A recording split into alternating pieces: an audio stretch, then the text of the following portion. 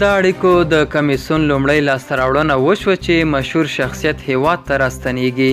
په سلامونو مو هرکلی کوم، زموږ یوټیوب چینل ته پخیر راغلی. که غواړئ په بشپړه توګه معلومات ترلاسه کړئ نو ویډیو راسره تر پایه وګورئ. د هشتصوب ورځپاڼې پخواني مسؤل مدیر وحید پیمان خبر ورکړی دی چې په ایران کې د میش نظام الدین قیصاري سره د طالبانو له لوري لیده کاته شوي دي.